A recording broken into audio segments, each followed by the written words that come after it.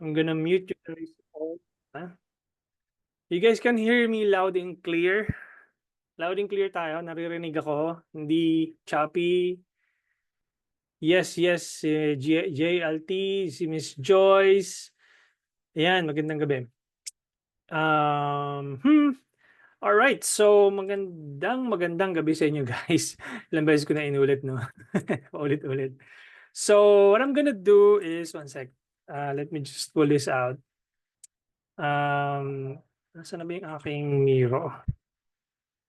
Sec. So, nasaan na yung aking nawawala. Alright, ito this one. Okay. So, sino guys yung dumaan na itong ad na to? Di ako nakatanong day one coach na wala ng internet. You should be able to access the dashboard, JLT. Nag-send ako ng email kahapon, and right after this webinar or this training, I'm gonna send another email. Nandoon yung instructions on how you can be able to open or access your dashboard. Step by step, nandoon siya. So panoorin mo lang yung ano doon. Di po ako na-send ng email sa invites kung di po ako na. Kailan po kayo nakapag-enroll, Miss Joyce? Baka next batch kayo, hindi kaya next batch kayo? Kung nag-enroll kayo before 7 p.m. kahapon, kasama kayo sa batch na to. Pero kung right after 7 p.m., next batch na po kayo. Okay. Sige po. Hang on one sec. So, kayo po to si no, Miss Joyce Santiago. Tama. Nakita ko yung email niyo. Hindi. Okay, sige. I'll double check on that one. My apologies. Baka hindi na ilagay ng staff ko dun sa sheet. Kasi we have this sheet na that contains all the anong tawag dito? Okay. Parang dumiretso kayo dun sa kaya pala. Okay, nag-check out pala kayo dun sa website, hindi dun sa landing page. That's the reason why pala. Okay, now I get it. I'll make sure na you'll receive an email tomorrow.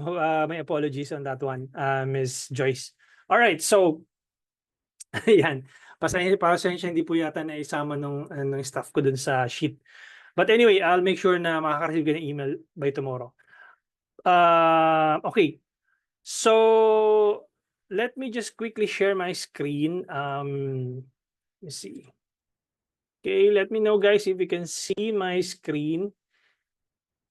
How among you here na panood or dumaan sa inyo tong ad na to? Type yes, type me in the chat. Nakita nyo na ba to one way or another? Dumaan sa newsfeed ninyo, na-curious kayo. Yan, si Jen, sino pa? Yan, mga si Jen lang nakakita. Okay, naka-pause kasi ngayon yan currently. However, I'm just gonna put some context on this ad kasi there are people na interested how the Facebook auction works. No, this is gonna be our topic for tonight, and I want you guys to have an understanding how the Facebook auction works. No, paano ba sina-charge yung budget nyo ni Meta kapag nagra-run po kayo ng ads, no? I want to simplify everything. Medyo komplikado to in terms of technicalities, but I just want to simplify everything para magkaroon kayo ng context or ng idea paano kayo sina-charge ni Meta. So, the Facebook auction, or in layman's term, we call it, di ba, bidding. No, it's a form of bidding inside Meta's algorithm or Meta platform. No, and let's assume that you are targeting a 10 million audience size, no, inside the Facebook auction. And the Facebook auction is divided into different type of audiences. Now, so again, let's just imagine that you have a 10 million audience size na tina-target. Now, hindi lahat ng 10 million na yun bibili sa'yo. Okay, you have to accept the fact na hindi lahat 'yun bibili sa'yo. Sana pala kung tig-pipiso lang yung binebenta ko na product tapos may bumiling 10 million na tao, 'di may 10 million ako ngayon, 'di ba? So, but it's not the case. Ngayon, when you head over to doon sa Ads Manager, before we dive into the Ads Manager, ito yung makikita nyo kasi. So I have to break it down for you para magkaroon kayo ng konteksto. If you select awareness, no, you are telling Meta or Facebook to find more people who are likely to resonate with your brand or to remember your brand o tinatawag na brand recall at a lowest cost per 1,000 impressions. You have to understand the first metric na binabayaran mo kay Meta is what so-called CPM or yung tinatawag na cost per mille or cost per mille. It's a French word, I believe, if I'm not mistaken, na it says bawat 1,000, no? Sa bawat 1,000, magkano yung cost? Magkano yung binabayaran mo kay Meta in terms of 1,000 impressions? Ang binibili mo dito kay Meta is cost per 1,000 impressions at the lowest cost. Kaya makikita mo, maraming eyeballs, no? More eyeballs at the lowest cost.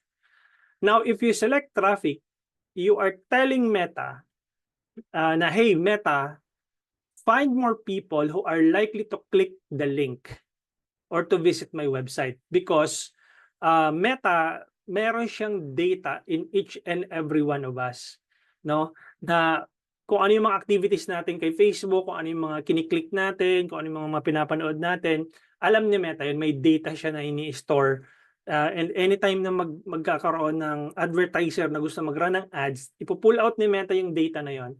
And then Meta will show your ads to your target audience. Okay?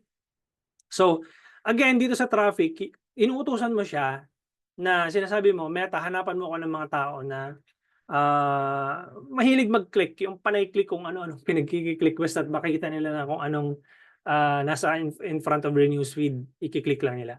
So that's why the reason why makikita mo dito may mga clicks na siya, no? And possible na may mga bumili din sa'yo one way or another pero hindi siya guaranteed, no? Possible na wala. More on clicks yan. Okay, so binibili mo dyan traffic link clicks. Now, here's the part wherein you need to understand. Now, itong engagement, yung nasa gitna, yung pangatlo. When you boost a post, no, automatically, ang inuutos mo kay Meta is engagement. Okay? Sinasabi mo kay Meta, hanapan mo ko ng mga tao na mahilig mag-engage, mahilig manood ng video, mahilig mag-comment, mahilig mag-like, mahilig mag-share, mahilig mag-message sa page. Hanapan mo ako ng behavior na ganon. Yon. So, ito yung inuutos mo automatically pag nagbo-boost ka ng post. Pag hindi mo ginamit yung Ads Manager at ginamit mo yung personal ad account mo, ito yun. Okay? Ang default ng boost post is engagement. And you are throwing money down the drain if you are not optimizing the full potential of Meta using the Ads Manager. Okay? So, again, you are telling Facebook to find more people who are likely to engage with your page. I'm not saying that you're not going to be able to convert people to become customers kapag ito yung ginamit mo. But what I'm saying is, if you want a full potential na Meta to optimize for your campaigns, I would suggest use leads and sales. We're not gonna talk about app promotion because wala lang tayong pinopromote na app not unless kung Foodpanda ka or Grab Food ka na merong app na pinopromote, di ba? Or Air Asia or Cebu Pacific na merong app. So I'm not gonna talk about this kasi it's more technical. So it would make sense if I'm just gonna talk 5 of them kasi anim to eh. So the fourth one is leads, no? You are telling Meta to find more people who are likely to provide their information, like their mobile number, their full name, their email address, and whatnot. Let's say, saan ka nakatira, anong monthly income mo, mga tipong ganon, or tipong when are you going to invest. So itong leads, typically ginagamit ito sa mga high-ticket products or high-ticket services. Ibig sabihin, it may take a while before the target consumers take action. Say for example, I'm selling condo, I'm selling yate, I'm selling kotse, no? I'm selling private jet. No, it doesn't make sense if I'm gonna optimize for sales because wala namang mag-check out ng yate sa website, no? Parang tipong hanggang ganitong yate na to, let's say 25 million tong yate na to. I-check out ko na kaya. Wala namang ganun eh. 'Di ba? So you need to be able to optimize for leads, to be able to capture their information like mobile number, their email, their full name, and then you have a pre-qualifying questions about why they need your products or your services. And eventually, you will be, anong tawag dito, nurture the leads to become a sale via call, via call or via Zoom call or via mobile call, di ba? Yun yung purpose ng leads. That's the reason why you're optimizing for this type of campaign before ma-close mo sila. Okay? Ibig sabihin, it may take some time before a person to take action. Kaya tayo nag-aano ng lead generation campaign. It's also useful for other type of businesses like brick and mortar businesses na talagang kailangan pumunta dun sa location, let's say resort or let's say dental clinic or aesthetic salon, aesthetic clinic, tipong ganon, or salon. So kailangan mo ng leads for that kasi you need they need more information before they take action. Now, doon sa bottom ng campaign objective, it's called sales, no? Ibig sabihin, these are type of businesses na nasa e-commerce business na hindi mo naman masyadong kailangang pag-isipan yung mga purchases mo. Let's say it's a 500 peso product, it's a 1,500 peso product, or perhaps mga 5,000 peso product na tipong, okay, kaya ko naman to. So mag-check out ako using my credit card or pwedeng COD, di ba? So that's why we can optimize for sales directly. Ang tawag doon, optimized CPM. O yung tinatawag na OCPM. Kung nasa taas, CPM or yung cost per mille, clicks, engagement, dito sa baba, optimized CPM. Ibig sabihin, puwersa mo yung algorithm na, hey Meta, ito yung gusto ko. Okay? Ibig sabihin, inuutos mo na, bigyan mo ako ng benta ha, Meta. Ito yung inuutos mo sa kanya. O Meta, bigyan mo ako ng leads na makakausap pa. Or Meta, bigyan mo ako ng someone who is going to engage with my campaigns and my page para mas marami ako engagement. Okay, na-gets yung Facebook auction. Okay? So, Miss Ann Cristel, if I'm selling corporate giveaways, eco-friendly leather goods, what campaign objective should I choose? How much is it worth? Magkano yung presyo nito? Corporate giveaways, anong price range nito, Miss Ann Cristel? Let me know in the chat.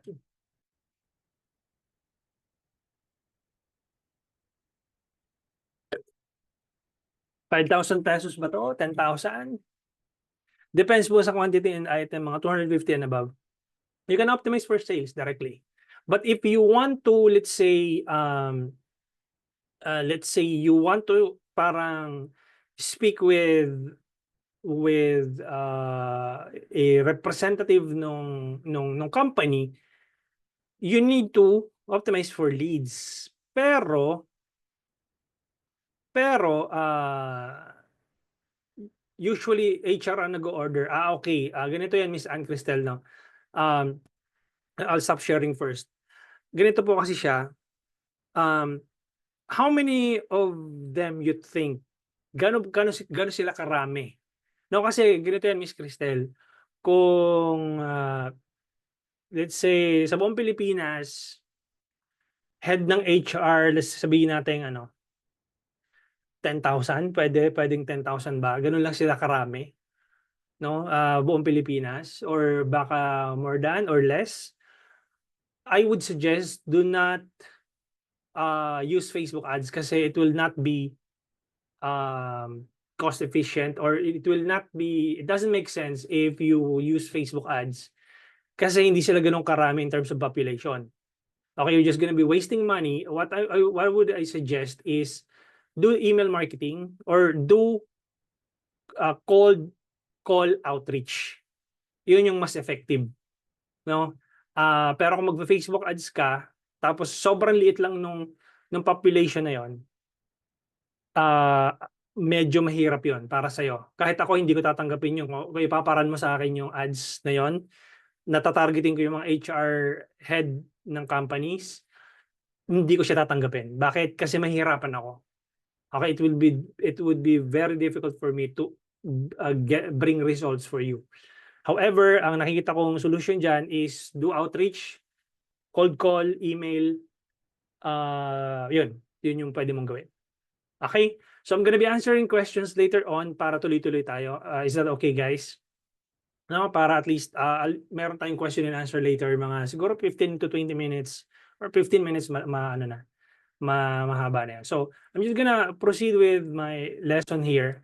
So let's hypothetically say that we have this graph or this image, no? And so meron tayong na-identify natin na meron tayong 10 million na audience size na pwedeng i-target doon sa ating campaigns. So let's assume that you are advertiser A, no? And your competitors are advertiser B and advertiser C. Okay? When you run your ads at the lowest budget, let's say you're spending 100 pesos, 250 pesos per day, basically you are targeting people in the tier 1 audience. Okay? Ibig sabihin, nandoon sa pinakamababang cost. Ang tinatawag ko doon is low-hanging fruit. So let's imagine na ganito kasi yung low-hanging fruit. Let's imagine na meron kang apple tree. Di ba? So yung apple tree na yon is merong mga nakalaylay na bunga. Di ba? So dito, kung tatayo ka dito sa ilalim ng apple tree, pwede mo silang mapitas. Okay? Ibig sabihin, kayang abutin ng budget mo at a lowest cost. Okay? Yung imagine natin yung mga bunga na yan, these are your target audience. 'Di ba? Tapos nakatayo ka dito sa gitna and then madali mong mapitas yung mga nasa laylayan nito kasi nga yun yung kaya ng budget mo. Okay, mababa yung budget mo and yun yung natatarget ng audience. Ang tawag doon is low hanging fruit. Okay? Ito yan sila. Okay? Now, the thing is when you keep on running ads, darating yung time na makikita mo dun sa ad set level, makita mo learning limited. May nakalagay learning limited. Bakit sinasabi ni Meta na learning limited? Ipapakita ko yan sa inyo on day 3 or day 4. Now, for some of you guys na nagra-run ng ads, makikita niyo na yan dun sa ads manager in terms of dun sa ad set level. You guys gonna be anong tawag dito? Makikita nyo bukas, mapakita ko sa inyo where's the campaign ad set in ad level.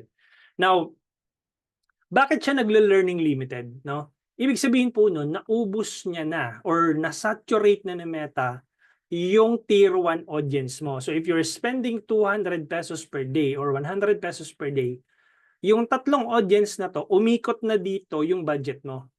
Okay, paikot-ikot na lang sila dito yung budget mo. Sila yung tinatamaan ng budget mo. Sinasabi ni Meta na, hey, Sir Mark, hanggang dito na lang yung kaya kong ibigay sa yung conversions. Okay, learning limited na ako. Wala na akong ibibigay sa iyo. Na-saturate ko na yung audience na yan. Ang sinasabi kasi ni Meta is you need to be able to have at least 50 conversions in 1 week. Now, it's impossible na makakuha ka ng 50 conversions if you are spending 100 peso budget or 200 peso budget. Okay, ang gusto kasi ni Meta, you increase your budget so that there's gonna be a wiggle room to find more people inside the auction. Kasi nga, di ba, yung tatlong customers mo na to, na-saturate mo na. Ibig sabihin, wala nang maibubuga eh. Unless otherwise, may bago kang ad na ni-launch. Di ba? So when you increase your budget, let's say, naglagay ka ng 5,000 pesos lang. Di ba? Di ba? So you can see na sa tier 5 audience, marami na yung potential or yung possible na mag-take action. Now, ibig sabihin, From 3 naging let's say 10. Okay, so yung potential na magki-click doon sa ads mo, mas malaki na. Okay, because you were able to increase your budget to let's say 5,000 pesos. Now, but the problem is, when you increase your budget, someone or your competitors will also increase their budget. Diba? So parang, okay, I'm winning sa auction. Ibig sabihin, I'm getting more inquiries or I'm getting more sales. So it would make sense if I increase the budget. Gusto kasi ni Meta na maging successful yung campaigns ninyo. 'Di ba? Bakit gusto ni Meta na maging successful yung campaigns ninyo? Kasi the more na successful yung campaigns ninyo, the more ka mag-spend ng budget, correct? So kapag nag-spend ka ng budget, more revenue for them, more datong, more money for them. No, that's how they make money, through advertisement na binabayad ninyo kay Meta. Okay. Now, the thing is, pag in-increase mo yung budget mo kasi, okay, kung dati nagbabayad ka ng let's say 10 pesos cost per message, automatically kapag in-increase mo yung budget mo, tataas din ang cost because you are bidding in the next tier of the audience. Kasi imagine naman 10 million yan, di ba? So, ibig sabihin, pag nag-up ka ng budget, ang cost tataas din. Bakit? Kasi hindi lang naman ikaw yung nandoon na nagbibid. There's also competitor B in that auction. 'Di ba? So, naglalaban kayo doon sa tier 5 or tier 6 na type of audience. Okay, nagkukumpit kayo doon eh. 'Di ba? And the more you increase your budget, no, tinapatan nyo na naglalaban-laban na kayo diyan kasi mas marami doon eh sa tier 9 and 10 eh. 'Di ba? So nagtapatan na kayo ng budget diyan. Okay, ano mangyayari? Ganun pa rin, magkukumpit pa rin kayo diyan. Then those who have the most money to spend inside the auction wins. Kaya nga sabi ni hindi ko makakalimutan to ni sinabi ni Russell Brunson, sabi niya, whoever can spend the most to acquire new customers wins. And it makes sense, 'di ba? Kung mas malaki yung budget mo, mas may chance ka na makakuha ng mas maraming customers. But hindi rin naman siya parang anong tawag dito? Pwede ka pa rin makakuha ng customers kahit nabababa yung budget mo. Okay? So, ibig sabihin po, anong tawag dito? Kailangan mo lang manalo sa auction para magkaroon ka ng mas mababang cost per acquisition. Okay, ituturo ko sa inyo yan on day 5. So, ganito po kasi siya nangyayari, no, inside the auction, para magkaroon kayo ng konteksto. So, I'm gonna share my whiteboard. Wag muna kayo magdo-drawing, ako muna yung magdo-drawing dito sa whiteboard. No? So, ganyan po siya. Okay, kita nyo na yung whiteboard ko para magkaroon, makapag-drawing tayo ng Kita nyo na? Type yes in the chat. Okay, si Miss Jen, yes. Okay. So let's say for example, ito si Miss Jen, no? Miss Jen, pasensya ka na, ito lang yung kaya kong drawing. So yan, for example, this is Jen, 'di ba? Si Miss Jen is mahilig sa bags. No, mahilig siya manood ng mga content related sa bags, no? And let's say for example, ito si Sir Mark is advertiser A. Diba? Advertiser A si Sir Mark. And si Sir John, okay, si Sir John is advertiser B. Diba? And okay, so natin dito. So, sabi ni Sir Mark, Meta, I'm willing to spend 500 pesos per day. You need to target this type of people, kamukha ni Miss Jen. No? I'm willing to spend 500 pesos per day. Okay, sabi naman ni Sir John, Meta, I'm also willing to spend 500 pesos per day. I need you to target the types of Miss Jen. Diba? So, ganyan siya. Ngayon, let's assume na 12 midnight silang nag-launch ng ads pareho, sabay. 'di ba? So, midday, makikita ni Meta kung sino sa inyong dalawa yung ads na nagpe-perform. Okay, let's say for example, chinarge si Sir Mark ni Meta ng CPM or cost per 1,000 impressions na 250 pesos. Okay, and then si Sir John naman, 250 pesos din yung china-charge ni Meta per 1,000 impressions. 'Di ba naalala nyo, ang unang-unang metric na binabayaran mo kay Meta is CPM or yung cost per mille. Bawat 1,000 katao nakakita ng ads mo. Now, the thing is, yung ads ni Sir Mark, mas maganda. Ibig sabihin, mas marami nag-i-engage, mas marami nagko-comment, nagla-like, nag-share, nag-i-inquire or bumibili.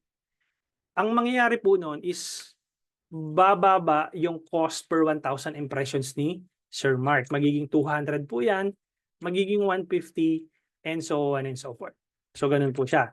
Ibig sabihin, to make it short, nare-reward po yung ads ni Sir Mark. No? The number of impression increases and the cost per 1,000 impression decreases. Okay, so ang mangyayari po noon, nare-reward po yung ads po ni Sir Mark. Mas pinupush ni Meta yung content ni Sir Mark sa target audience niya over doon kay Sir John. So nangyari po doon, yung kay Sir John is pangit po yung ads niya.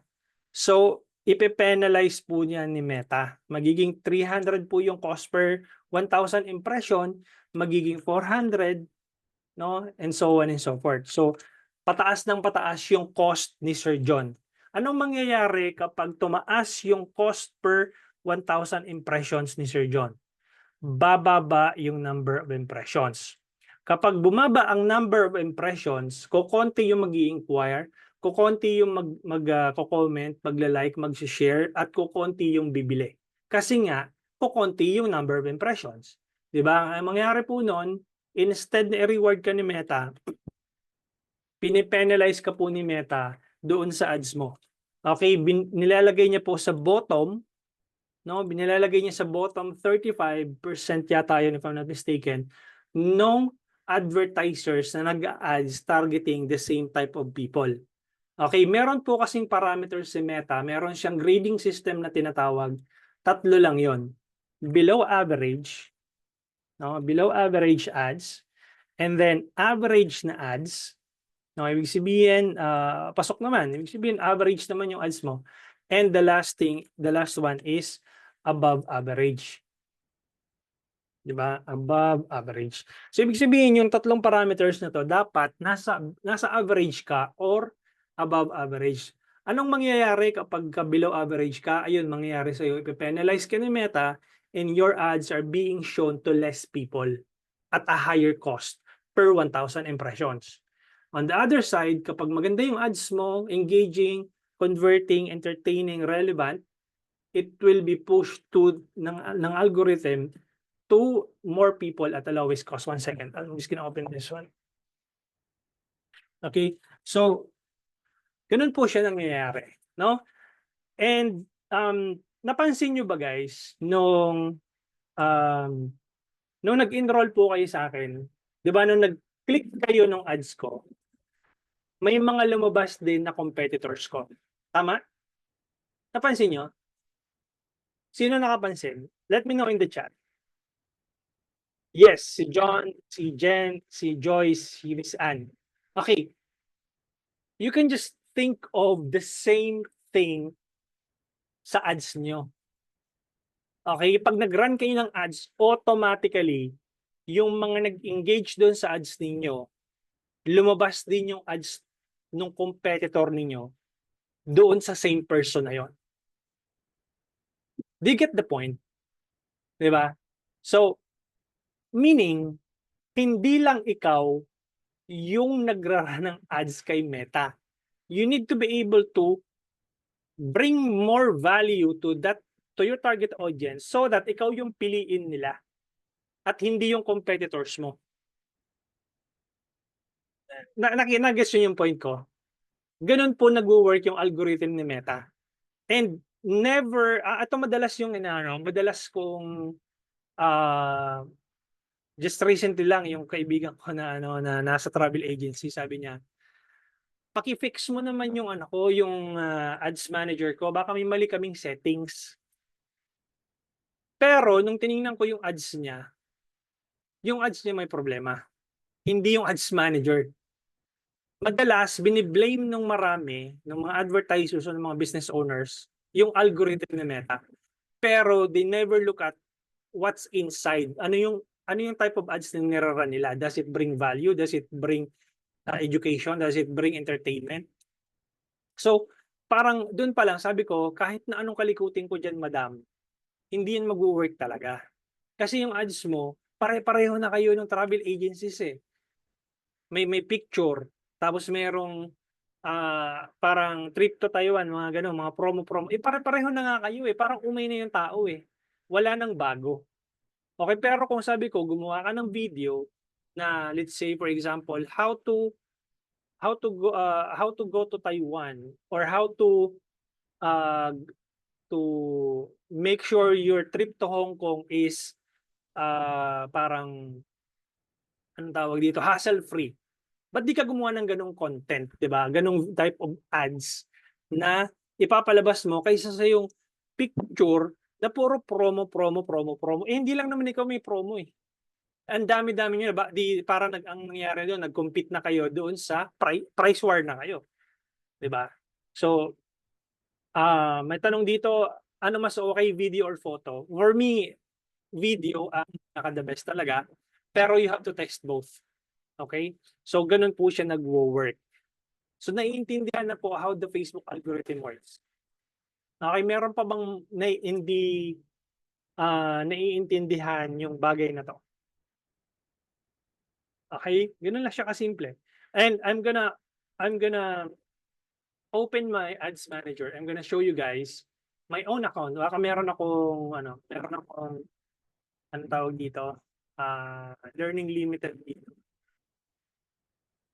A second. Let me see. Para may pakita ko sa inyo kung ano yung sinasabi kong learning limited. Saan na ba yun? Eto.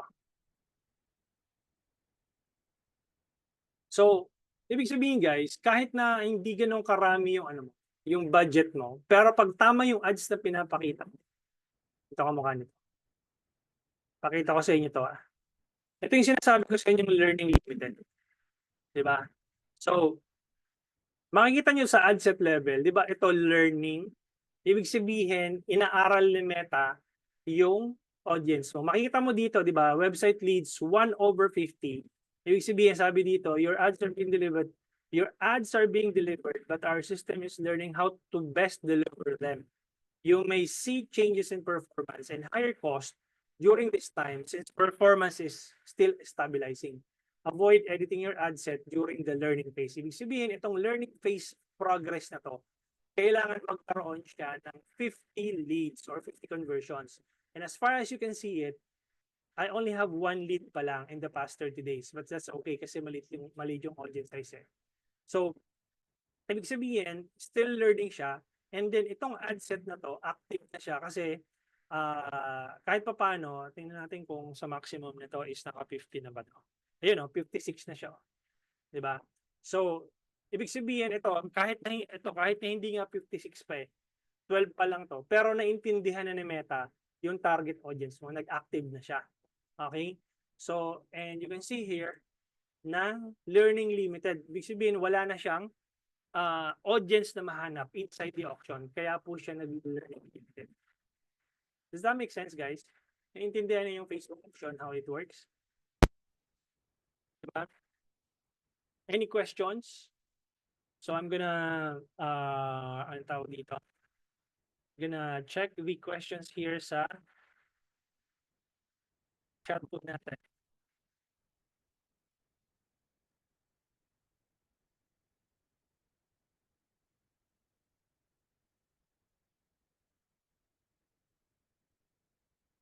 Sabi ni, can I run multiple campaign objectives at the same time? Yes, Miss Joyce. you can run, let's say, engagement campaign, lead generation campaign, or sales, depending on your goal, di ba? So kung if you want more engagement, then you can optimize for engagement at the same time with sales. So yung engagement kasi mababa ang cost per 1,000 impressions yun. Automatically, yung sales po kasi mataas talaga ang CPM nun kasi hindi naman sila ganun karami. Di ba? Nakita nyo yung funnel or yung imbudo. So, parang ito siya. Di ba? Out of 10 million na audience size, imaginein mo na parang, let's say, 7 million itong awareness campaign. Tapos, mga 2 million itong traffic and engagement. 7, 8, 9. Tapos ito, 700,000 itong leads. Di ba? And promotion. Tapos sabihin mo na mga 300,000 itong conversions. So, ibig sabihin, hindi sila ganun karami in terms of audience size. Although 10 million, it comprises 10 million audience size. However, 300,000 lang talaga doon yung magte-take action. And you are competing to this type of audience against your competitors. Diba? So, you have to understand how it works before para magkaroon kayo ng konteksto paano kayo charge ni Meta. Ganun lang siya kasimple.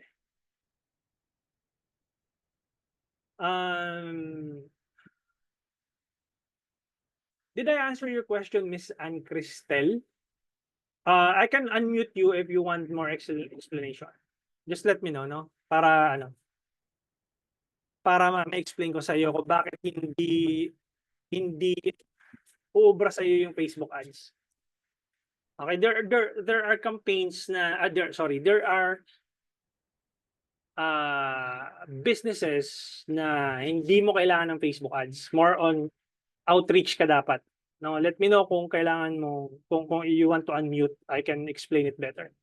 Miko, what if I'm running ads for hotel bookings? We have our own website. What's the best optimization FB option? You need to be able to optimize for leads, Miko. Because you want to capture their information, their mobile number, their full name, and email address. No, that's the way of acquisition. So kunin mo muna yung information nila and then you can sell on the back end via email, via SMS. Does that make sense, Sir Miko? What campaign objective should I use if I want to drive people to my website versus my Facebook shop? Depende, Miss Joyce. What type of business ba ito? I can unmute you, Miss Joyce. Yes, go ahead, Miss Joyce. Ay, sorry, na-unmute kita ulit. Ask to unmute, sige, go ahead. Tap to unmute. Hello? Yes, Miss Joyce, go ahead. Ayan.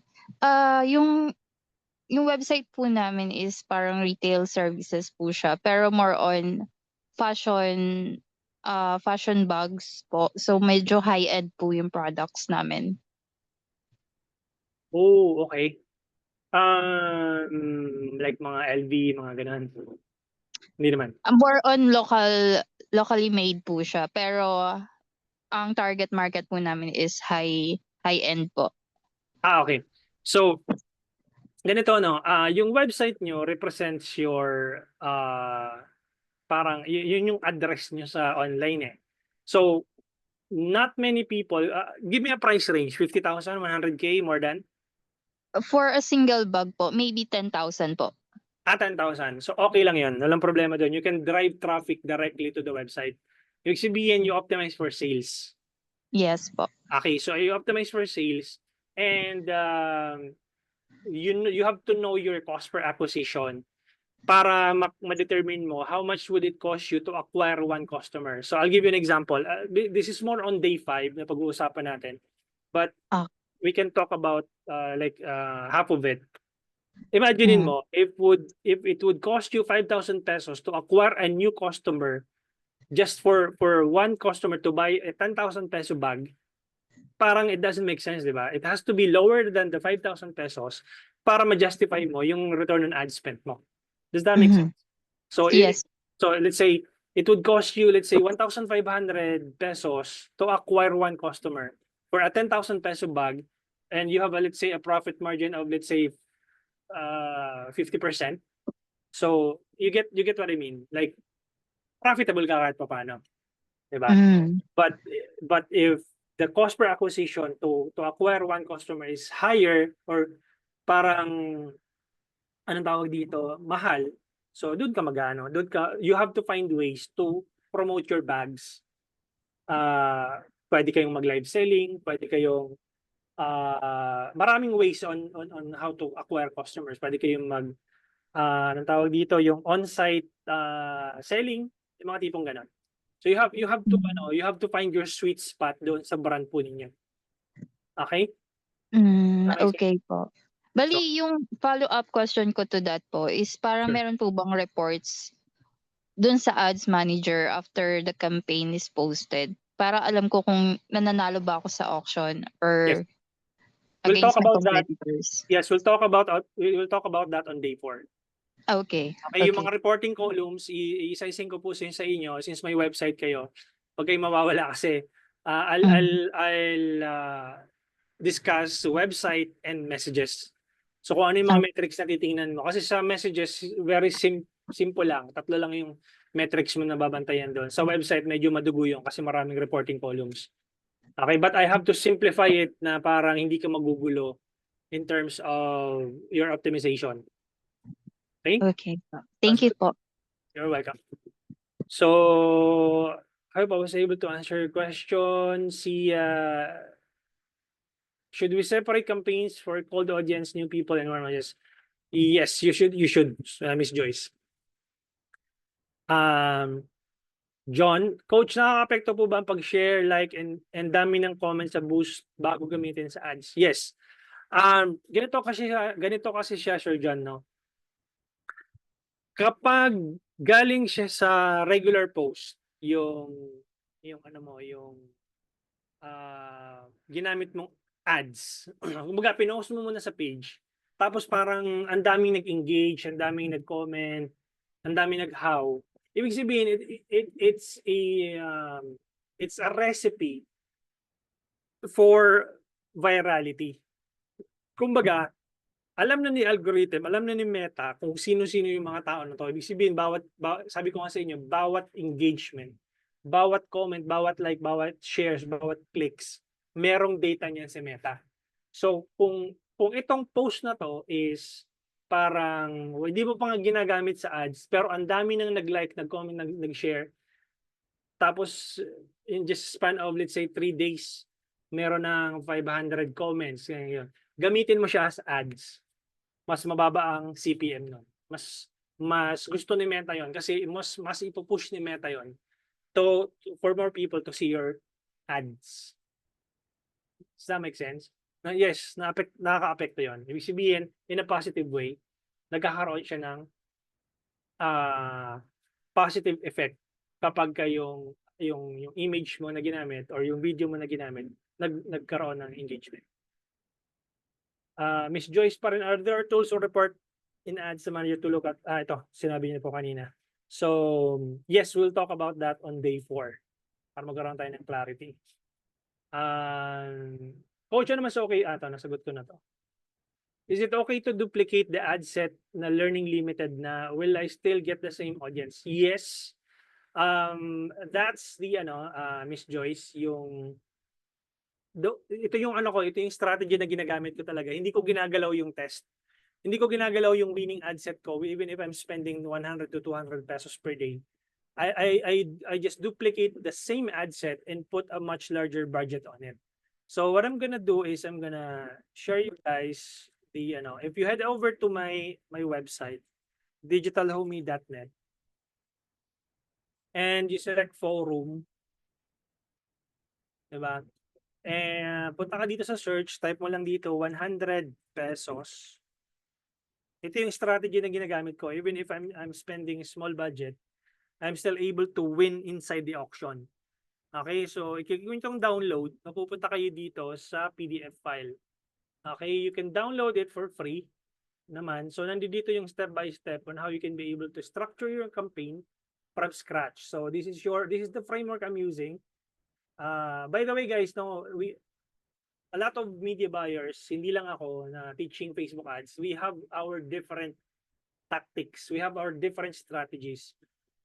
I'm not saying sa akin yung the best. What I'm saying is you test everything you've learned sa lahat ng coaches na nagrara ng ads kahit hindi galing sa akin. So if you see some progress or you see some good results, just let me know. If you're using the same framework na ginagamit ko, let me know kung nag-work sa inyo. Kung hindi naman, let me know. Okay lang din naman yan. And then you can use other tactics or other strategies na ginagamit ng ibang coaches. That's fine, walang problema doon. So you just have to have a parang anong tawag dito, a good framework to begin with para magkaroon ka ng sistema, di ba? So ganoon po siya. So saan ba tayo? So ito siya, nandito yung framework, campaign structures sa testing, I use ABO campaign setup. 100 peso doon sa broad open audience, 100 peso doon sa interest targeting, and then I spend for the same ad with different targeting. So 3 days minimum tolerance, 5 to 7 days maximum tolerance, and then once you see the learning limited, you just duplicate the same ad set with a much higher budget if you were able to see na tama yung cost per acquisition mo doon. So nandiyan yung step by step, and magagamit mo lang yung cost cap kapag meron kang website or landing page. No, tapos this is the last campaign that you're gonna need to launch if meron ka ng winning campaign. So that's called daily unique reach. Okay, so yan. So let me answer all more of the questions. I hope I was able to answer your question, Miss Joyce. But if you want to learn more about it in live training, just let me know. Kasi meron naman akong anong tawag dito, bi-monthly coaching calls for my VIP students. May bearing po ba ang CPM if mahaba or maiksi ang video? Ganito po kasi yan, Bon, no? Regardless kung gaano kaikli or gaano kahaba yung videos mo, if nakita ni Meta na, say for example, you only have 15-second video, tapos 15 seconds na nga lang yung video mo, hindi pa tinatapos ng audience mo, may effect yun. Merong effect yung sa CPM mo. Ibig sabihin, nadidetermine ni Meta na, okay, hindi tinatapos yung video ni Sir Von, so hindi siya engaging. Ibig sabihin, it needs improvement. Diba? So, may effect yon.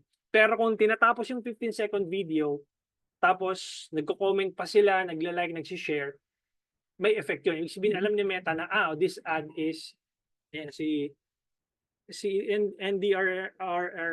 RRMC ay best friend kami. Lagi nagte-text sa akin. Marami tong friend si NDRRMC eh. Ang hilig mag-text. So, ayan. Yes, may bearing po yun, Sir Von. Ibig sabihin po, kapag yung ads mo is hindi ko na kumpleto, di ba kaya nga mapapansin mo to sa mga content creators, lagi nilang sinasabi, panoorin mo itong video hanggang sa dulo para makita mo or malaman mo kung paano nangyari to. That's one way of keeping the retention longer. Let's say you have a 1-minute video, you need to make sure that people actually watch the whole thing. Kaya merong reporting column kay Meta na 3-second video views, 15-second video views, 50% video views, 100% video views. So alam ni Meta 'yon. Okay, kapag yung videos mo hindi na kumpleto, hindi tinatapos, pine-penalize ka ni Meta, yung ads mo or yung videos mo nasa bottom 'yon. Okay, yung competitor mo yung i-up niya. Okay? So, I hope I was able to answer that. If I'm running ads for hotel, nasagot ko na. For the best strategy, Miko, for a hotel, depende kung anong offer mo dun sa target audience mo. So, kung ako magrara ng hotel, ang gagawin ko dyan is I need to speak with the hotel marketing team or kung sino man kausap ko doon. Now, we should be able to give something upfront. Let's say, for example, kami ni Mrs. kasi, we just recently book a hotel nung last month. Kasi, anong tawag dito, anniversary namin. So, meron kasing binigay sa amin, actually si Mrs. yung nakakaintindi nung promo, eh, na parang meron kaming, anong tawag dun, meron kaming free lunch yata yun or free dinner. If I'm not mistaken, free lunch or free dinner na binigay sa amin na when we book a hotel. So parang okay, claim natin 'to para ano, parang to book a hotel. So if I were you, if you run Facebook ads, you need to have something na pwede nilang i-claim once they arrive dun sa hotel. For example, claim the free spa, 'di ba? Kasi sa mga hotel merong spa yan, eh, or merong massage. Claim this free massage when you book between July 1 to July 31 only. No, once na hindi mo binook yung stay mo dito sa hotel namin, mapo-forfeit yung promo code na 'to or yung coupon code na 'to. Something like that. Unmute si Miss Ann Cristel. Okay, sige po, go ahead Miss Ann. Hello, good evening. Yes, good. Question ko in line with what you said earlier. Sure. Kasi ako, marami ako nakikitang ads ng iba-ibang corporate giveaways or mga Yeah. manufacturers ng leather goods, which is similar to us, Yes. sa FB ads rin. So, ano po yung comment yung in line with what you said? Although I understand, yes, very important rin yung email marketing, definitely, and reaching them out, which is really part of that. Oo. Yeah. Question is how many or gaano kadami kasi I'm not in the market of corporate giveaways, no. Hindi ko masyadong naiintindihan yung business model na yan. That's why I'm asking. So, gaano kadami yung target audience mo dito? Yun yung hindi ko pa masyado alam kasi bihira lang ako mag-ads and parang fail usually. Pero kami kasi we have two sales channels. One is may konti kaming retail rin. So Okay. pwedeng isa-isang bili rin from retail. So may Shopee, Lazada, and website. And then other than that, ang pinaka-goal namin is corporate giveaways kasi mga bulk orders. And ang corporate giveaways kasi pinamimigay yan all throughout the year, not just for Christmas. Like yung mga corporate events, So, ani-ani. just to give me parang wait lang, inom lang ako ng tubig. Give me more parang idea. Parang ganito yung business model niyo ba? Parang I'm going to tap an HR of the company and then parang lahat ng giveaways, payong, bags, whatnot. So, manggagaling sa inyo, parang gano'n. Parang ganun, pero our products are different kasi yan yung usual giveaways. So we do leather goods made from the water hyacinth plant. So eco-friendly, made in the Philippines. Tapos ang target namin is uh Decision makers nung magbe-bring in sa inyo dun sa company, no? Tama? yung mga bibili ng marami para pamimigay sa either employees or clients nila, partners nila, or pag may event sila, Mm. pinopromote sila, marketing promotion. So usually mga advertising agencies rin para sa marketing campaigns, mga PR kit, influencer kit. Oh, okay. Oh. Gets. So you have to parang test different buyer persona. Ang tawag ko doon. Different buyer persona kasi anong tawag dito, 'di ba nabanggit mo nga merong hindi lang basta company na so meron silang meron kayong iba't ibang target buyer persona. So pwede naman 'yun for as long as na na-define mo yung target market mo, okay? Pero kung sobrang liit nito, parang mahihirapan ako mag-run ng ads. Pero kung let's say, kasi ano 'to, eh, anong tawag dito, defined yung audience masyado, eh, 'di ba? Mm. Kasi sa company ilan lang ba yung head ng HR? 'Di ba? Mm. Isa lang naman, eh, isa or meron bang dalawa? Correct me if I'm wrong, So parang sila yung target market mo, eh. So why not, parang do a cold call or an email, mas cost efficient 'yon. 'Di ba? Yeah. So, kaysa sa mag-run ka ng ads, you're just hoping or just throwing your budget and hoping and pray na an HR ang tamaan nung ads ko, parang gano'n. So, Ano naman, marketing, procurement, yung mga iba-ibang in charge sa giveaways. yes. Yeah. So, let's say for example, sa ano na lang, halimbawa sa munisipyo, halimbawa, isa lang naman yung ano diyan, decision maker diyan, or parang Oo. isa lang yung parang kakausapin mo talaga diyan. Although siyempre merong mga signee or mga magsa-sign nung ipo-procure, pero isa lang yung tao talaga na kausap mo diyan. So, ang pinaka the best way para sa nakikita ko is to reach out, cold call, cold email. Yan. Okay. Okay, pero I'm not saying na completely i-ano mo siya, tanggalin mo yung Facebook ads. Pero kung ako gagawa nito, ganito ko siya strategic gagawin. Magra-run ako ng ads na sobrang liit na budget lang. Okay? Tapos more on retargeting lang siya. Yung sabihin pa 100 lang yan or 500 pesos a day lang yan. Pero I make it to the point na I send emails to my target buyer persona. And then dun sa email na yon, merong link papunta dun sa website ko.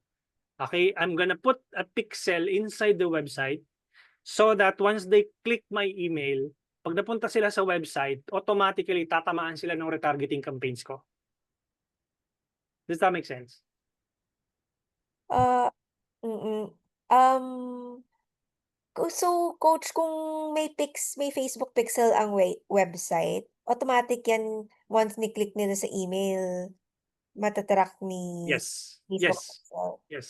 Kahit na Alam hindi ni Meta yon, alam ni Meta kung saan, especially kung nag-visit sila sa website mo, tapos na-install mo na properly yung pixel doon, alam ni Meta kung sino yung galing doon. So, it will keep on popping up doon sa newsfeed nila kasi binisita yung website mo. Especially kung nag-scroll sila doon. Tapos, let's say, okay, meron silang nito, may giveaway sila. Pansin nyo yung ads ko makulit, panilabas. Kasi may pixel yung website ko. So, Meta knows everyone who visit my website and I'm retargeting those people who visited my website, who interact with my page, who watch my videos. I'm retargeting people, lahat nung nag-engage sa brand ko. That's how I'm gonna do it if I'm gonna run ads for your business. I'm just gonna put a small budget to make sure na my presence is being felt sa social media, and I keep on sending emails with the website inside my email na, hey, if you want to know more about our business, here's our website, just click the link below, and parang ganun. Tapos then if they visit, maya-maya may ads na sila, may ads nyo nalalabas na dun sa newsfeed nila. Make sense? So more of retargeting na Yes, retargeting na siya. Simulan mo siya sa cold outreach. Kung ako, tatawagan ko sila, mag-i-email ako. By the way, my name is ano, ganyan. Tapos naka-receive sila ng email sa akin, tapos lumabas pa yung ads mo. Parang, okay. Parang, you're top of their mind na already. Diba? Instead of just throwing money, like, sino kaya dito ang HR?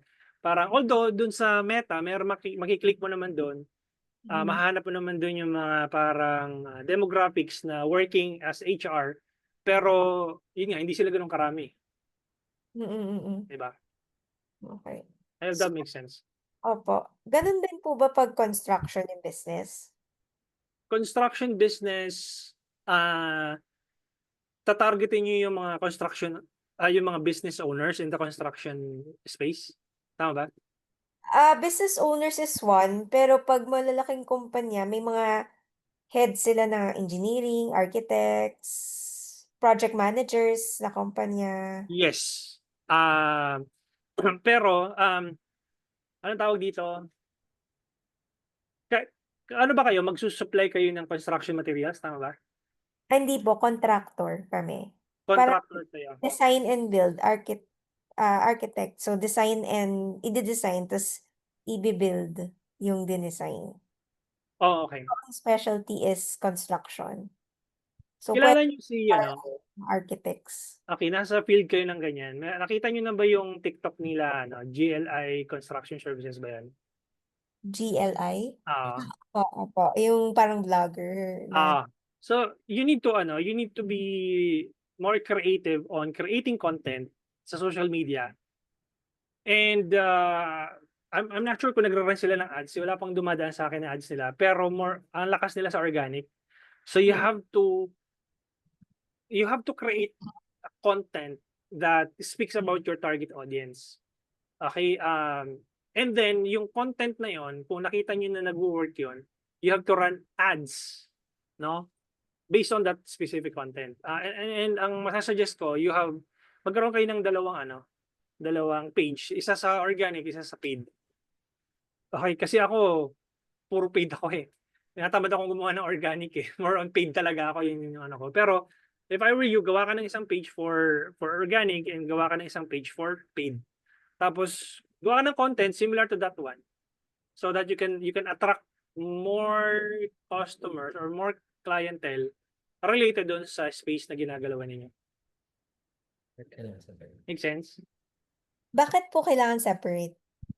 Ganito po kasi yan. It will hurt your page kapag nagdati siyang organic tapos niran mo siya ng ads. Okay, let's say for example, for the longest period of time, puro organic content yung ginagawa mo. Tapos biglang, ay mag-run kaya ako ng ads. You already have, let's say, 100,000 followers. Tapos biglang naisipan mo mag-ads ka. So alam ni Meta na parang, capable ka naman pala magbayad ng ng ads. So I'm gonna reduce your number of views. I'm gonna reduce your number of reach. So the moment na nag-ads ka, tapos sininto mo yung ads, maya-maya, nangyari sa akin yan sa TikTok account ko. May TikTok ako, nag-run ako ng ads. Nung hindi ako nag-run ng ads, at taas ng organic reach ko. Pero nung nag-run ako ng ads sa TikTok account ko, wala na. 200 na lang, 500. Swerte na ako, maka 1,000 views ako. So, ganun siya nag-work, even sa TikTok. So, you have to make a separate account na ipang-ads mo, tapos separate account for organic. Okay? So, coach, kung kunyari hindi ganun ka-organic yung page, so, yun, mag-run na lang ng ads. Yeah, kung naranan nyo na ng ads yun before, tuloy-tuloy nyo na yun. Kung But hindi pa, pero hindi rin organic. So, hayaan lang na walang ads. Tapos, sorry, nag-run na kayo ng ads before doon. kunyari, yung page hindi pa nira na ads, tapos hindi rin organic. Hindi, pag hindi kayo nag-run ng ads, automatically organic yun. Yung Kahit ginagawa yung kahit content. maliit yung engagement. Sorry. Kahit na mababa yung engagement. Pag bababa yung engagement ninyo, tapos hindi naman kayo nag-run ng ads, ibig sabihin lang nun, wala pa kayo na-attract masyado na audience. So yung content nyo, you have to improve your content para magkaroon kayo ng mas mataas na views and reach. Ako Okay. Okay. Yan. So, yun pala. Huwag kayong magra-run ng ads. Actually, it's my mistake na learning curve ko yun. Na dapat pala nagkaroon ako ng yung TikTok ko, hindi na pala ako nag-run doon ng ads. Kailangan inorganic ko na lang siya. So, kaya nga pag vinisip niyo yung TikTok account ko, parang wala pa akong 5,000 followers doon eh. Kasi nga, it was my mistake. Nag-run ako ng ads tapos in-stop ko. Yun. Nung naggumawa ako ng organic content, ayun ang i-push ni algorithm ng TikTok. Tinamad na ako gumawa ng content sa TikTok. Ayun. So, learn from my mistakes. I hope I was able to answer your questions, Miss Anne. Yes. Okay. Sige. Thank you. Okay, so I'm gonna answer question ni Miss Jen. Coach, about sa cost per messaging sa ads ko, same image pero magkaiba ng CPM. Yes. Ganun po talaga, Miss Jen. No? Merong, kahit yung ad set, duplicate mo yung same ad set, same ad, wala kang binago, magkaiba talaga siya. Okay? Merong strategy yung ginagawa yung iba. Dinuduplicate nila yung same ad parang may tawag sila dun eh, parang, di ba pag nangingisda ka sa ano, sa pond, di ba malaki yung pond? Tapos, pag nangisda ka dun sa let's say, east side ng pond, yung mga isda na nandoon sa east side, yun lang yung mata-target mo. But when you duplicate another parang yung bingwit mo, parang imagine mo dinuplicate mo yung ad mo, parang another bingwit mo yon. So mapupunta siya sa west side ng pond. So dinuduplicate nila yon para dalawa yung parang ano ba tawag sa sima ano ba tawag sa ano dalawang bingwit yung nakaano nila nakalapag parang ganun. So magkaiba talaga yung cost per message niyan. Okay, si algorithm na mismo yung nag-aano niyan, nagde-determine kung alin sa dalawa ang mas mag-work or hindi. Nakakaapekto po ba ang pag-like, ano to, nasagot ko na to. Suggestion about my business kung anong campaign ang gagawin ko. Air conditioning services, actually, I'm running an ads in ever since his engagement campaign na siya. Miss Jen, okay din naman yun, walang problema. But it has to be, mag-run ka din ng lead generation campaign. And then you compare which one of them works best. Yung engagement ba or yung lead generation. So tuturo ko sa inyo yan tomorrow, yung pag-set up ng campaign para malaman mo kung saan galing yung conversions or saan galing yung messages. Kung aling ad or kung saang ad siya galing at kung saang ad mo siya i-attribute in terms of your anong tawag dito, conversions. Diba? Randy, how about if marami po likes or reaction pero hindi po lahat organic, nakaka-apekto rin po ba yun? Pag hindi organic, ibig sabihin galing sa ads. What do you mean, Sir Randy? So, ganito no? Pag sinabi ko organic, ibig sabihin hindi ka nag-run ng ads. Parang ano lang siya, naggawa ka ng content, nilagay mo sa page mo, and then people are engaging on it. That's organic. Pero pagka nag-run ka ng ads and people are engaging on it, that's paid ads na nagkaroon ka ng engagement because of the ads. What do you mean po about marami nag-likes or reactions?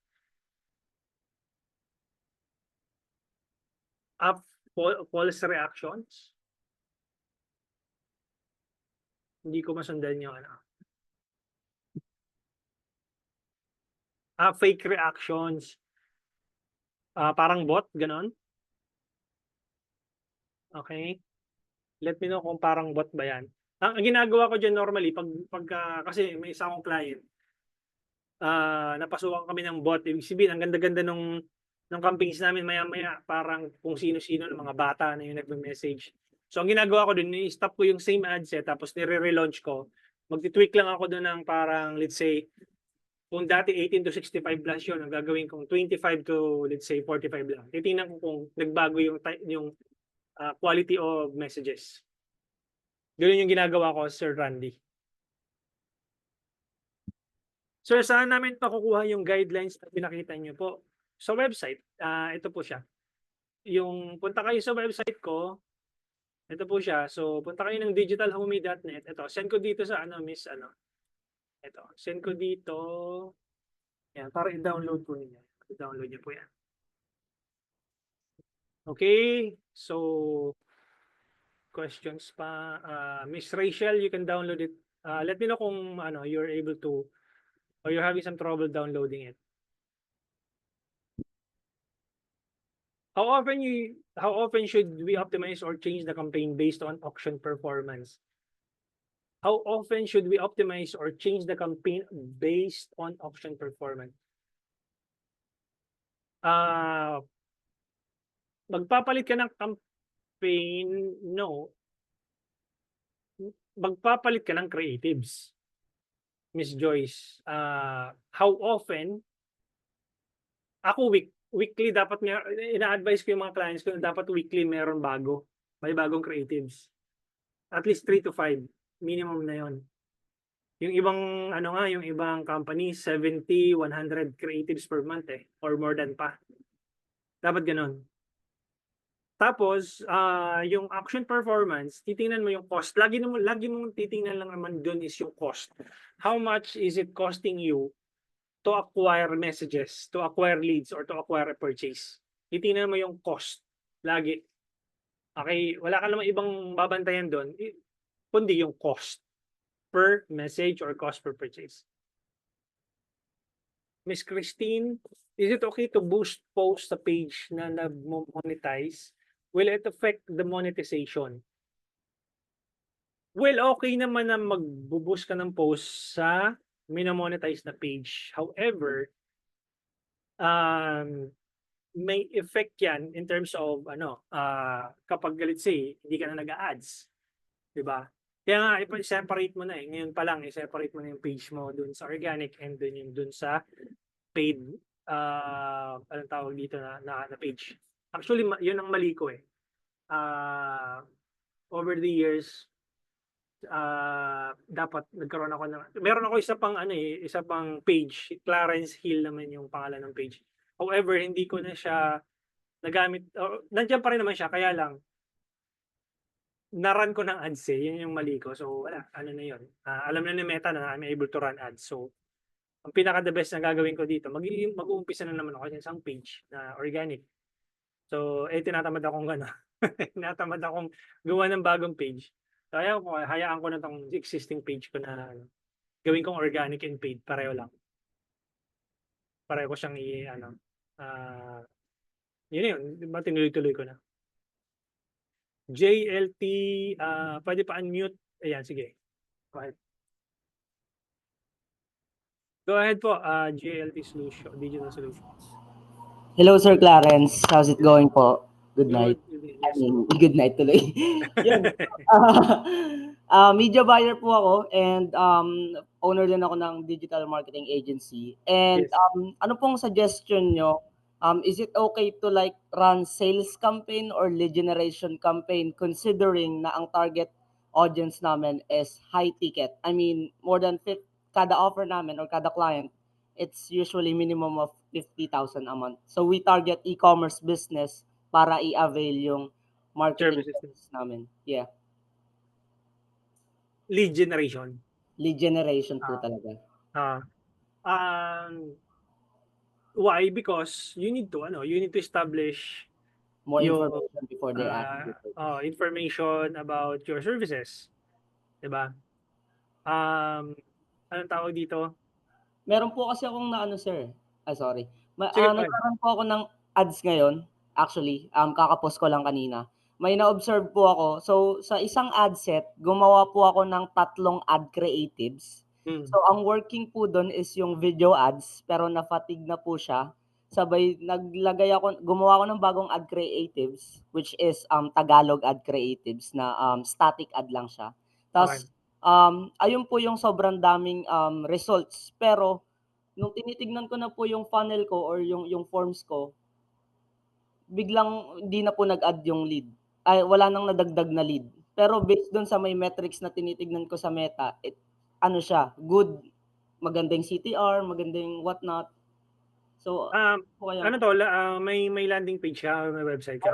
Meron po ako landing page. Pag click nila sa landing page, ma-route sila sa may Google Forms kung saan kailangan nila mag-fill up ng mga question para ma-validate ko siya if talagang serious lead talaga siya.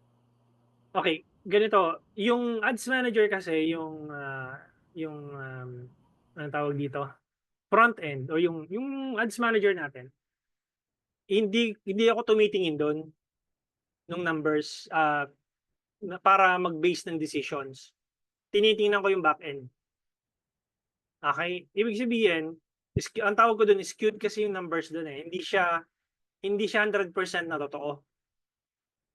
Okay? Minsan nag-underreporting siya, minsan nag-overreporting. I'll give you an example. Ito medyo deep anong tawag dito? Medyo technical na to, but I'll give you an example. Ang attribution window ni Meta is 7-day click and 1-day view. Ibig sabihin nun, from the period of 7 days, let's say, imagine mo, day 1, nag-click siya, day 6, naging lead siya. So pasok yun sa attribution window ni Meta.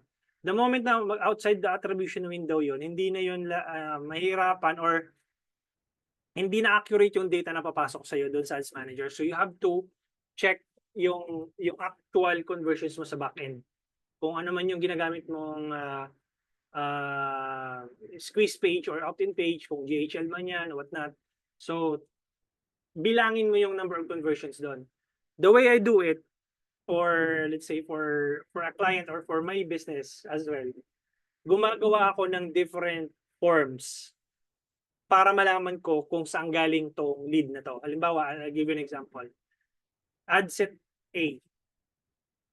Ang landing page ko doon, tapos ang form ko doon is iba. Ad set B. Ang landing page ko doon at ang form ko doon, iba.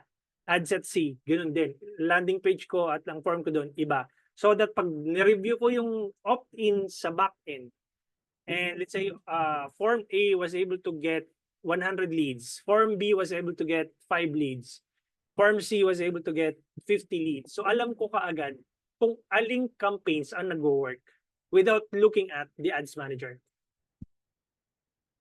Does that make sense? Sa kanan, wala ka. Saan na si ano? Na-mute. Na-mute si JLT yan. Yan. Yan, okay. Sir, opo, make sense. So suggest, parang sinasabi niyo na mag-build ako ng another landing page kada ad set. Exactly, yeah. So, gawin mo, parang yun pa rin naman yung yung content ng landing page mo. Ibig sabihin, wala kang binago dun sa Yes. sa headlines, sa sales copy.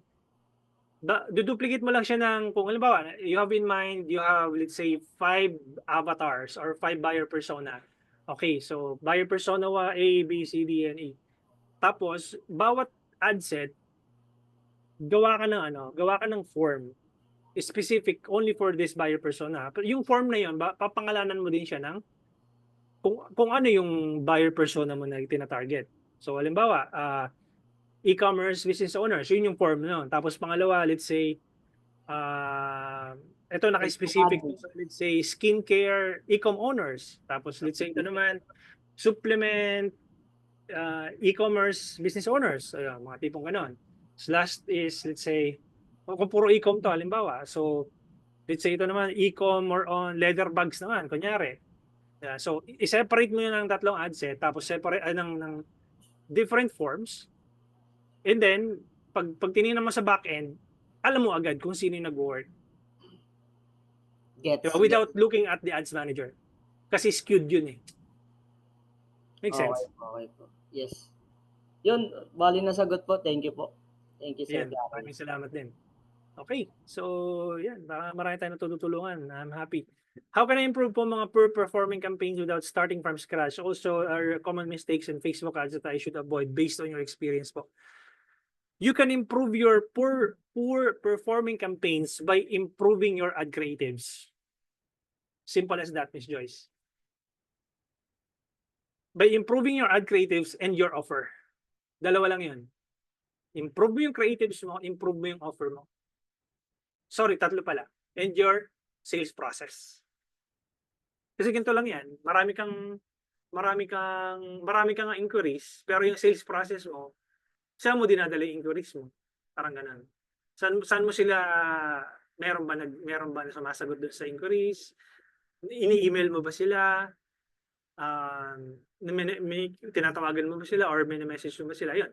So, magdedepende yun sa tatlo na yan. Sa creatives mo, sa offer mo, sa sales process mo. Okay.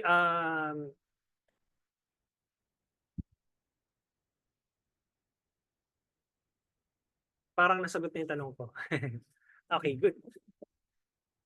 How many days po to consider or check if the ads needs to pause or not? 3 days minimum tolerance, Von. Ako ganon, pero kung sa ibang coaches, meron silang sariling metrics, pero sa akin, 3 days, ibig sabihin, kapag na-reach ko na yung 1,000 impressions, tapos, or 1,000 or 1,500 impressions, tapos may click-through rate ako na, let's say, 1 to 2%, that's good enough for me to move to 5 to 7 days. Pero pag mababa yung click-through rate ko in the next, let's say, 3 days, 2 to 3 days, tapos na-hit ko na yung 1,000 impressions, pause ko na yun kasi ibig sabihin yun, pangit yung ad creatives ko.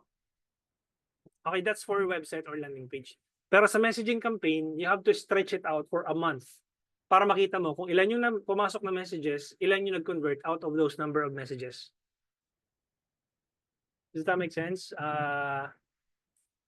Question po, if bumababa po ang followers sa page, ano po kayang reason? I have organic page from 26K, naging 25K. In-unfollow ka. Pagka ganun. Ano tong, ano mo, Miss Mary Christine? Binili mo yung followers before or baka in-unfollow ka? Or bot yon na ano before, di ba? John, coach, okay lang ba kapag yung isang ads is madaming conversion, then patuloy namin siyang gagamitin? Yes. Let's say 10 days na dapat, pero nirun pa namin 2 months kasi madami nang kuha clients. Yes. Meron akong ad na 2 years ko nang ginagamit, Sir John. Kasi it keeps on bringing customers sa akin or nang nag-i-enroll sa akin. So, magto 2 years na actually or magto 2 years na sa September. Inaano ko lang siya, pinapahinga ko lang siya, Sir John. Ang ginagawa ko, pagka, ang taas na ng cost. Kasi ang cost ko lang is, ang ideal cost ko lang is 499. So pagka umabot na ng 700, 1,000, pinopost ko na siya. Pinapahinga ko siya ng mga, let's say, 2 to 3 weeks or 1 month. Tapos bubuhayin ko na naman ulit yun. Tapos pag yung cost nun is medyo pasok pa rin dun sa ideal cost ko, yun, tuloy-tuloy lang yun. Pero pag yung more than my ideal cost, papatayin ko na siya ulit. Pinapahinga ko lang. Okay? Organic po sila. Ano tong bumaba ang followers sa page, ano po kaya reason? Baka in-unfollow ka. Mrs. Christine. Okay? Miss Joyce, if I want to attract international clients, what kind of ad campaign should I use po? Lead generation. Okay? Teka, ito yung ano, di ba? Yung giveaways. Siya ba yung giveaways? Ano ba yung giveaways, Miss Christine? Hindi. Fashionable bags. Yun. Sales pala. Sales. Kung international clients. But you have to make sure na yung checkout page mo is meron dong credit card or PayPal na payment method. Okay? John, thank you, coach. The sad part is na-delete kasi siya kaya nag-isip mo mag-enroll para mas mainang solid yung start ko. It's using knowledge from digital hub. Okay, so I hope I was able to help you, Sir John. Ano nga yung question ulit dito sa taas? Yun. Fashionable bags. Optimize ka na kaagad, Miss Joyce, ng sales. Kasi kung bags yan, tapos hindi naman siya ganun kamahalan, ito yata yung tigda 10,000 pesos, no? Yung ba yun? O iba pa ba? Sorry, ang dami. Marami ko nakausap ngayong gabi. Hindi ko siya masyadong So, yun. Any questions pa? Overtime na tayo, but that's okay. I still have until 9. Pwede pa? Questions pa? Wala na? Wala na, guys. If wala na, maraming salamat for joining. Ito. If I have more organic followers po on IG, is it still okay to push FB ads po? Kung Miss Joyce, na-run mo na ng ads yan before, continue running ads. Pero kung organic is as in never pa nag-run ng ads yan, continue doing organic. Sales din po ba for real estate? For real estate, Sir Von, is leads. But I have some students na sabi nila yung sales campaign, mas quality daw yung leads na nakukuha nila. So i-try mo din yung sales. So you run both sales and leads. Ayan. Maraming na-digest. Maraming salamat din po. Thank you so much, guys, for joining. May questions pa ba? Wala na? Wala na? Yun. Maraming salamat, guys. I'll see you tomorrow at exactly 7:30 p.m. I hope I was able to give you some valuable information tonight. And yeah, I'll see you tomorrow at the same time. Thank you so much and have a good day. Bye-bye.